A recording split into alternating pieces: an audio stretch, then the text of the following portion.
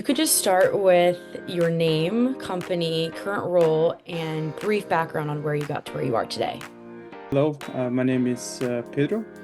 I am the Chief Information Security Officer at EQT, a private equity firm, based in Stockholm, but it's a worldwide firm. We have offices in many countries.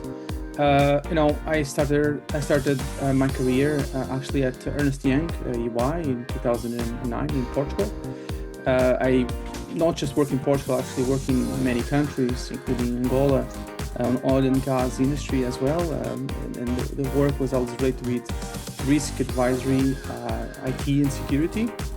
And over the years, of course, I fine-tuned myself around cybersecurity.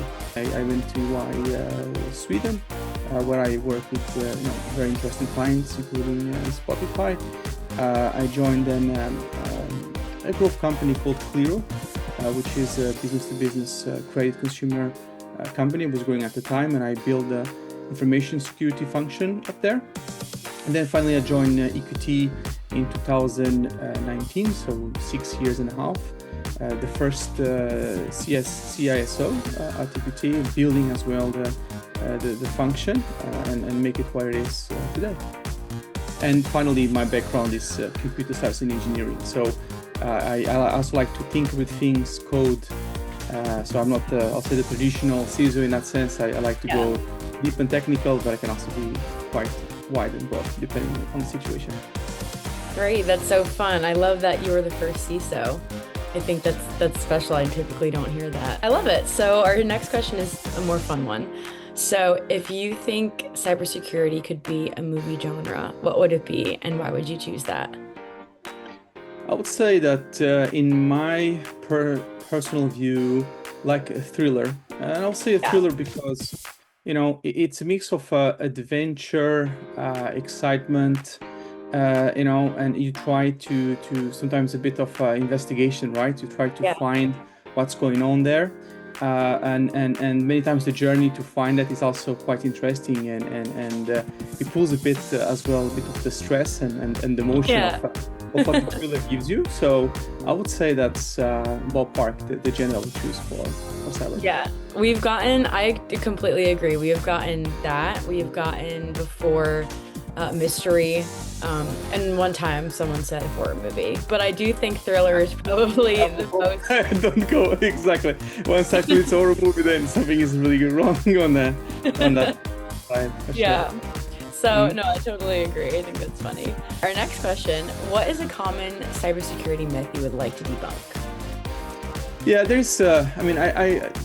It was asked to me that question many times before, so I will use another myth that I think is more corporate myth, which is, consider that cybersecurity, or the way to apply cybersecurity in organization is to block things and make the organization more stiff. Yeah. And then many times comes sustained with regulations, right? Oh, we have these regulations, therefore we need to block it. And actually, that's not true. What we need to do is to monitor behaviors, and it's all about behaviors. So it's almost like the trust and verify situation that is like American president said, right? It was Truman, if I'm not mistaken. You trust your employees, let them work, let them use the tools they need to use, but verify that the behaviors that they have across the organization are the right behaviors. And if they are not, then you shall act. Then you can dynamically block what person is doing, or open an investigation. And I think that's the way cyber should be seen, and not as a function that blocks things and hurdles organization. It's actually the opposite. It should enable and make the organization secure, and people feel that they are secure when they're using their environment. Yeah, that's a great answer. We hear that a lot because obviously, if you were to block every single thing, how do you get anything done?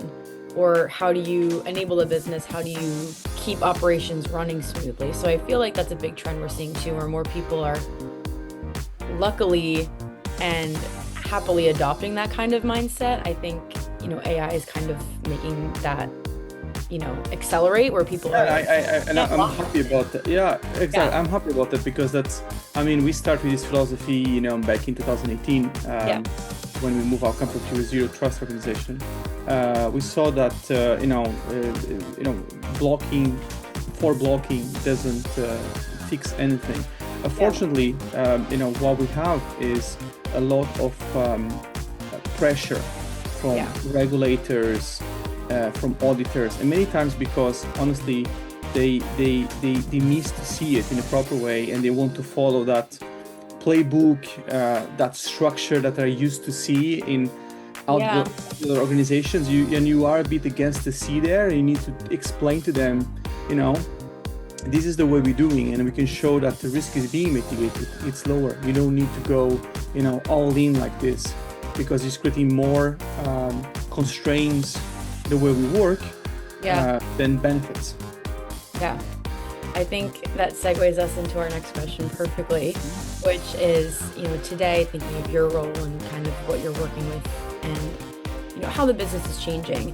What do you think is the biggest challenge you face as a CISO, whether that's, leading a team, enabling the business, managing risk, adopting new technologies like AI? What are the kind of challenges you're looking at today, and how are you hoping and aiming to solve for those?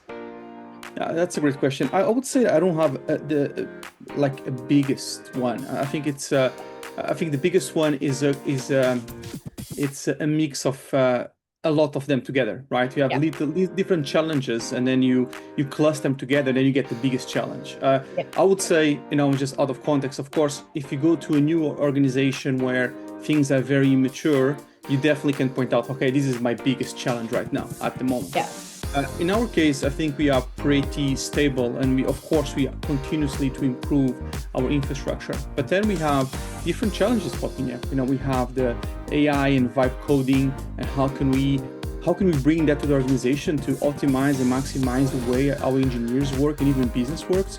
But at the yeah, same time, the question of security around vibe coding and all the constraints around that kind of process, and who maintains and who owns and who's responsible for. That's, for example, a challenge we have right now, and one we want to fix, because this is kind of the challenge that are, since we are quite mature, we are trying to be on the edge of yeah, everything that's kind of new, and vibe coding is something new and you want to tackle because we want to use, right? Then we have regulations, right? And how do you tackle ongoing regulations, with the new technology, right? I mean, again, AI, it's here, right? Because we have the old privacy laws, we have the new AI Act. How can we connect that, to the new AI domain? And then the third pillar is continuously, improving the team, right? Making sure that the team is up to the new things going on, and how can they actually materially understand the risks and identify those risks, right? Because technology is changing so fast in the last in the last years, not just on the AI side, by the way, and even on the cloud, and there's a lot of optimizations in infrastructure cloud that needs to be taken into consideration, and the teams being up there with the knowledge is also something that I think is a challenge, and it requires continuous effort. yeah. No, that's great. And I think, again, kind of going into our next question, how do you think AI is changing the role of the CISO? This could be hiring, this could be, how are you educating your teams, or, how are you as a leader as well? How is it changing, and what are some things that you think within the next 5 years might look completely different than they are today? Yeah, absolutely.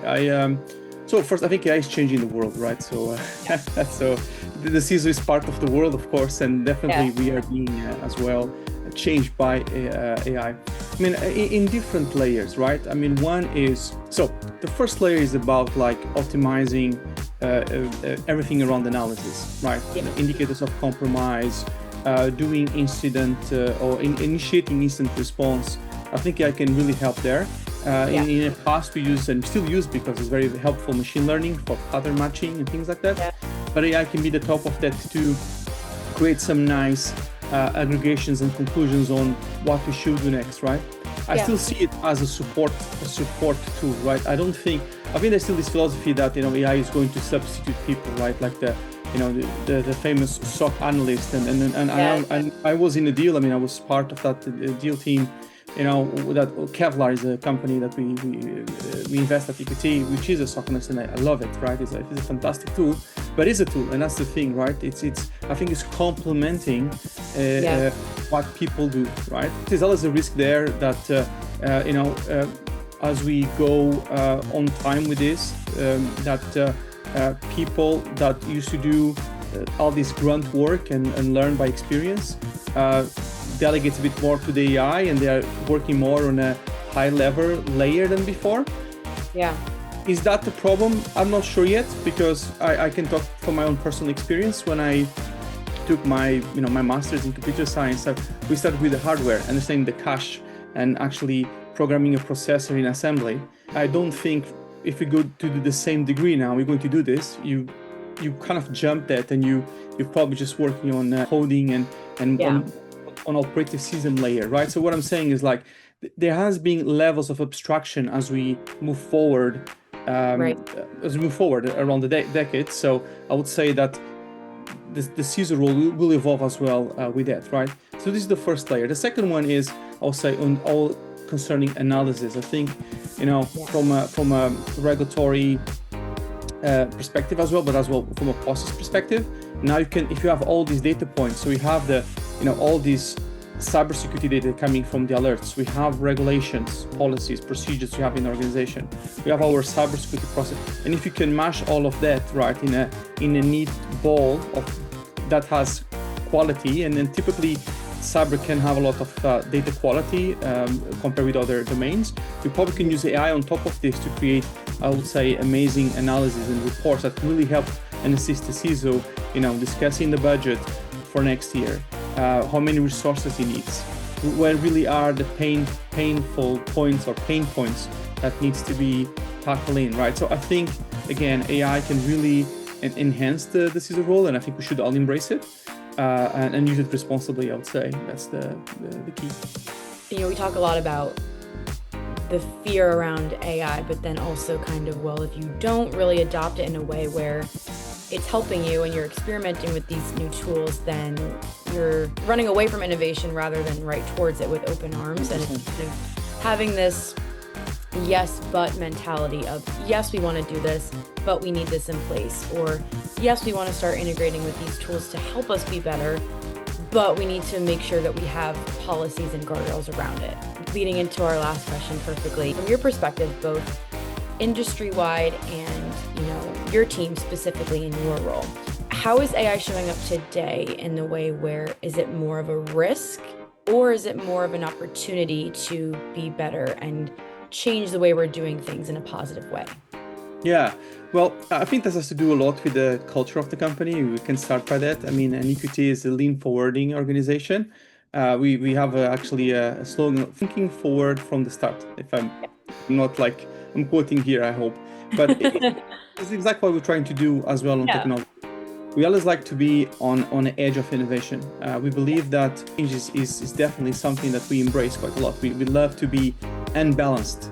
We love to feel that something here is new and I don't know what it is, and that drives us to learn more and go deeper in that area. And so we embrace it totally as something that can benefit EQT as an organization, and as well their portfolio companies, trying to see how can you use AI to its max potential to support the day-to-day processes of people, as well to find us the next deal and so forth. And just going a bit back to the past, EQT started using AI basically in 2018 when we built a department called Motherbrain, which was building AI platform to identify new companies. And then we actually had a small LLM, very, very small, 4 kilobytes, nothing to do with what OpenAI has done. Naturally, that was definitely something completely different.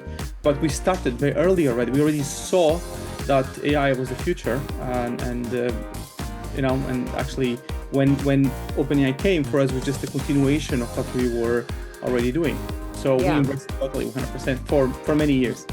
Yeah, no, I love that. And I think 2018 seems so early with AI adoption, but it's funny because AI has been around forever. It's only now that it's kind of hitting the mainstream wave of everyone's talking about it, everybody's integrating it, everybody's scared, everybody has questions. But it's been around forever, and I think it's the same thing with, there was a time in history when we didn't have computers, and now look at how we work today. You can't work without a computer. So it's, yeah, cyber is using AI for a long time, because yeah, AI is a big hat, right? We have different types of, you have the natural language processing, we have the pattern matching with MLPs. So, I mean, all of that is already being used, across the board for many years. I think Gen AI, so generative AI, was the thing that kind of like disrupted. yeah, Not because I think the reason why it happened is you went out from the lab of data scientists and AI engineers to the lab of the common user. Right? Suddenly, you have a common user that can just open a chat interface, start speaking with AI, and it starts giving something back to you. You send a file and it gives you some, that was not really possible 4 years ago, 5 years ago. I mean, if you look at the Motherbrain team, many were PhD level AI engineers, right? Nowadays, you don't need that kind of skill. You still need it if you are, I mean, if you're on the edge of Anthropic and OpenAI, but for a common company now you just, you buy that service, right? You buy OpenAI, you buy Anthropic, you buy different solutions that provide you already those LLMs that are trained, and then your engineers, right, can already use that in a much more simple way. And I think that was the change that clicked, and that make this explosion that we see of today. Yeah, the barrier to entry of AI adoption has been significantly lowered. And I mean, we talk about that where we're into data security. So if we have employees that are putting things into LLMs, we don't really know where that's going yet. And so obviously you can't put sensitive data into those LLMs and release that, because it kind of is a black box right now, and we don't know, what are the chances of this actually being stored somewhere and it's going to be used for bad, or, does the data just disappear? Like, where does it go? And I mean, we also talk about... I think 100%. But I would say that it really depends on the use case. So if you own the LLM, for example, if you're hosting the LLM yourself, there's no problem if you want to add all your data there. If it's your own context window, you own everything. It's no different from any other application. If you have an agreement with, let's say, OpenAI, where they will not train your data, etc., that's on the agreement. It's signed. There's liability caps. It's no different from Snowflake having my data and doing something with it. You know what I mean? So I think that's also a bit of a myth there that the answer is depends naturally. If you're talking about go to any ChatGPT, no, but any free ChatGPT or no chat, probably not. You also depending on the type of you can have already a SaaS platform that you're using that you have a good contract, but they add this extra thing with AI. You didn't review the contract properly, and they're using your data to do something with it. That's also a risk that you need to take into consideration. So it really depends in which situation we are applying naturally. But in a context of where you own the LLM, or you have a very strong agreement where your data is not stored, it's not used for training, etc., then I'll say use it for whatever you want, making sure, of course, that you are following the AI policy and guidelines of your organization, especially around AI safety, which is split from security, and safety means from an ethical perspective, right, that you're not using that in a way that hinders the values of the company, and as well a bit on AI Act piece where it comes more to ethical situations. But from an AI security perspective, it's fully secure. We already have the controls in place. And there's no problem there. And I think it's very good that we split as well the difference between AI safety and AI security being on the top AI responsibility. So instead of AI responsibility, you have the safety piece, and many times that is taken care of by, HR compliance, looking through, how you use it. And then you have AI security, which is basically making sure that the model is secure, that we have the right controls, that our data is not data exfiltrated, yada, yada, yada. So, and that's another dynamic that is a bit different from other domains, right? Now we have two waves here. One, the security, and one, the safety, that needs to play together when you are developing application that is heavily using AI for a certain purpose. Yeah, no, I love that distinction because I feel like that's where misconceptions creep in, because there often isn't a line between security and safety, because the safety piece we kind of get more into how are employees using it responsibly, what do they need to know in order to adopt these tools safely. And that's separate than the more technical and the more, like you said, if you have an LLM that is hosted and there's already guardrails in place, and go ahead, use it, use the data, do whatever. But it's that safety piece that I feel a light needs to be shed on that a bit more. And I think we're kind of now entering a place in the industry where it is being more openly accepted and talked about because it is so accessible to everybody. No, yeah, and 100%, because that is where you can create problems. So imagine that you have an LLM that is completely secure. That's fundamental, right? That's the baseline, like with all the alerts, without everything in place, right? But then you're going to use it for recruitment, and then someone starts creating some kind of like prompt where say I only want for this job women that their name is Melissa and they have blonde hair, right? I mean, that will be a violation, right? Because I'm really narrowing it down to a specific ethical group and a specific gender, and then that raises concerns, right? Or another, this is a funny example, but another one could be, which is a bit more critical and maybe is not so straightforward, is like, well, managers need to assess, evaluate their employees. Yeah. Many employees as well under me. I need to assess them. Why not use AI to summarize their feedbacks and give me a note if they deserve a bonus or not, or give me a note if you see what I mean? I'm already using AI in a way that I shouldn't, because maybe it will hallucinate, it will create me a false sense. I'm not really doing my job as a manager, honestly, if I'm doing. But it is something that someone could do, not with the intention of causing harm to someone, but to make it faster and snappier. But there's already some ethical concerns there where the AI can hallucinate or give some answers that are actually not really, if you really read the original feedback, is actually not necessarily what AI is trying to say to you. Yeah. And then with that, you blocking that promotion, that bonus to that employee. That's not fair. So those are the little things that we need to be very careful and concerned around AI safety and how we use it from a responsible perspective. Yeah, I love that. I think that might have been my favorite nugget that we talked about, because I'm so interested in that. And like I said, I think the conversation is just now, we're on the tip of the iceberg of talking about it and making that be known to everyone. Thank you, Pedro, so much. I'm so excited for our audience to see. Obviously, your insight is so appreciated, and I'm so glad that you got to share with us today. So thank you. No problem. It was nice to meet you as well, and all the best.